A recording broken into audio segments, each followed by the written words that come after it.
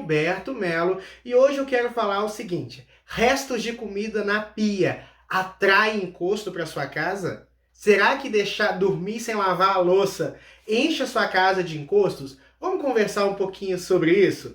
Primeiro, deixa o seu like nesse vídeo, isso é muito importante. Se inscreve caso você não seja nosso inscrito. Isso ajuda bastante a gente a poder continuar criando conteúdo legal aí pra você, tá? Então faz esse favor pra gente, por favor. Posso contar com você? Então bora lá, pessoal, vamos direto ao que interessa, tá? Será que, de fato, deixar a louça suja na pia atrai encostos, atrai obsessores? Você já deve ter visto aquele vídeo da Márcia Fernandes onde ela explica sobre isso, né? Foi um vídeo que viralizou muito, assustou muita gente e eu quero falar que, de certa forma, ela está corretíssima, tá? Porém, não é só isso que atrai um obsessor para sua casa e nesse vídeo eu vou explicar como isso acontece, qual que é a mecânica. Porque nessa nova era, essa era de aquário, essa era espiritual que a gente está vivendo, a gente tem que sair da superstição e entrar na ciência. Tá? Gilberto, como assim ciência? Um canal que ensina bruxaria falando de ciência? Sim, a ciência oculta. No passado, a alquimia, a magia era chamada de ciência oculta, né? Por isso a palavra ocultismo. Tá? Por mais que muita coisa a gente ainda não consiga provar nos laboratórios e tudo mais, também não quer dizer que a nossa crença tem que ser irracional. Que a gente tem que acreditar em alguma coisa só porque alguém fala. E quando um processo se materializa na nossa frente, a gente tem que buscar compreender, entender, dentro das leis espirituais, o porquê que aquilo acontece, tá? Então chega de só acreditar porque alguém falou e realmente começa a entender o que as pessoas te falam, tá? Então bora lá. Primeiramente, quando a pessoa desencarna, né, ou seja, quando a pessoa falece, que ela passa desse plano de existência para o outro, porque a vida ela não cessa com a morte, tá? A vida ela nunca cessa, a vida sempre continua, só que num novo estágio, numa nova transformação. Você não é o seu corpo. Quer ver que eu te provo que existe uma outra dimensão? Aonde você está agora? Ah, Gilberto, eu tô com o celular na minha mão, eu tô vendo você pela TV, tô vendo você pelo notebook. Tá, esquece o vídeo, pensa no seu corpo físico. Você é o seu pé, você é a sua cabeça, o que é você? Todo esse aparato que você está utilizando, na verdade, é só um carro. O seu corpo físico é um carro. Esse corpo, esse aparato que eu estou utilizando para conversar com vocês é o veículo que o meu espírito utiliza. Quando esse corpo morre, esse espírito vai para onde? Vai para outro plano de existência. Um plano que provavelmente ele estava antes de vir para cá. Essa é a mecânica do desencarne, tá? Porém, existe uma palavrinha chamada apego. O apego nos impede de ir para as colônias espirituais, nos impede de subir, de ascender. A gente não consegue ir para o lado de lá. Só que nós já não temos um corpo físico para ficar aqui. É o que acontece com os encostos.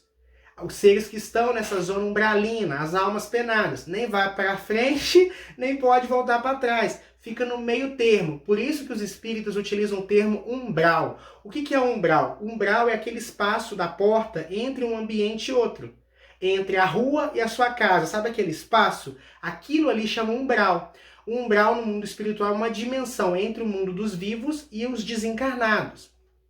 Esses espíritos, eles ainda muitas vezes estão muito ligados a aspectos da matéria. Fome, desejo, vícios, por mais que ele não tenha um corpo físico.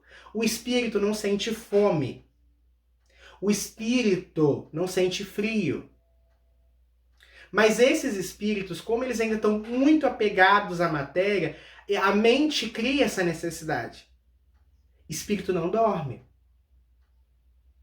Consegue entender isso? Essas necessidades humanas são fisiológicas. Por exemplo, tanto que o espírito não dorme, que quando o seu corpo físico está dormindo, o seu espírito vai passear. Consegue entender isso? O que dorme é o corpo físico. O que tem fome é o corpo físico. Então, pelo menos fome de comida, tá? Os espíritos têm outras formas de se nutrir energeticamente, que se vocês quiserem eu posso ensinar um vídeo no futuro. Mas então vamos lá. Então esses espíritos eles têm fome, mas eles não têm mais mão para pegar a comida. Mas a necessidade de comer é muito grande. Então o que eles fazem? eles pegam a energia das coisas. Isso é o que acontece, por exemplo, quando a gente faz oferenda para entidades. O Exu não vai comer a farofa, ele vai canalizar a energia do alimento, tá? Só que ali é todo um processo mágico, ritualístico. Estou falando dos encostos mesmo, não estou falando das entidades de luz, porque sim, Exus são entidades de luz. O que acontece? Que atuam na esquerda, mas são entidades de luz. Esses encostos, essas almas penadas, então quando a comida começa a se deteriorar, sim, gente, é nojento. Obsessor, encosto, meu filho, não é vida fácil, não. A comida vai apodrecendo, ela vai emanando aquela energia, e é essa energia que eles se nutrem. Mesma coisa, por exemplo, os espíritos são viciados em sexo, por exemplo, já não tem mais um corpo físico, né, já não tem domínio da alquimia energética, eles vão para bordéis, motéis, prostíbulos, né, e se nutrem da energia da evaporação do suor dos amantes. Sabe aquela energia que fica pós-sexo? O cheiro de suor, né? Gente, eu sou bruxo, né? Então vou sem pudor. Eu gosto assim. O que acontece? Aquele cheiro que fica de suor, sabe? Aquela energia muitas vezes é vampirizada por esses espíritos que estão presos ali. Os espíritos que são viciados em cigarros, em químicas, em entorpecentes de modo geral, mesma coisa.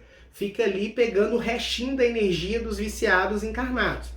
São encostos. Todas essas situações que eu falei, esses espíritos se tornam encostos. E às vezes nem por maldade. Às vezes esses espíritos eles não têm maldade, mas eles estão tão presos à matéria. É igual um faminto, que quando vê a comida, devora. É o que eles fazem. E aí quando tem restos de comida na casa, acaba atraindo esses espíritos que vão se nutrir. É por isso que de madrugada a gente costuma escutar aqueles barulhos na pia. Sabe aqueles barulhos que dá na pia? Se você tiver gato, provavelmente é o seu gato. Mas sabe aqueles barulhos que dão de noite? Então, muitas vezes são esses encostos, tá? Por isso, evita. Tipo assim, Gilberto, não consigo lavar agora, eu tô cansado. Não deixa pelo menos... Pode até deixar a louça suja lá. O ideal é não deixar. Mas a gente sabe que a vida moderna é muito agitada. Pelo menos não deixa restos de comida. E mais importante do que isso, é cuidar da energia da casa no dia a dia. Porque não vai ser porque hoje você esqueceu lá a louça suja na pia que os encostos vai pular em cima. Esses encostos já tem que estar ali, sabe? Então, se você é mais importante do que deixar cuidar da energia da casa no dia a dia. É a mesma coisa acender velas. Tem gente que fala, não pode acender vela em casa, não pode acender para desencarnado, tá? Não pode acender para pessoas que morreram, mas acender uma vela para o seu anjo de guarda, para o seu Exu, para a deusa, para o Deus, para quem você quiser. Não vai gerar obsessor na sua casa, a não ser que já tenha obsessores ali. Então, mais importante do que essas coisas é cuidar no dia a dia da energia da casa. Isso é mais importante, tá? Esses espíritos, gente, eles são tão presos à matéria. Até fiz um Dicas de Bruxa há pouco tempo. Inclusive, todos os dias, 9 da noite, tem Dicas de Bruxa aqui no canal, tá? Lá nos shorts. Assiste, que é um quadro maravilhoso. Tá? É só ir nos shorts aqui do canal que você vai ver. Todos os dias, às 9 da noite, tem shorts. E de segunda a sexta, às 4 da tarde, tem vídeo longo aqui no perfil. Então acompanha a gente, que aqui é Porreta, é o canal mais incrível de espiritualidade que vocês vão encontrar nessa internet, tá? E se caiu de paraquedas aqui, seja bem-vindo. O que acontece? Eu falei, por exemplo, que em dias de chuva, não é bom deixar a porta da casa de frente para a rua aberta.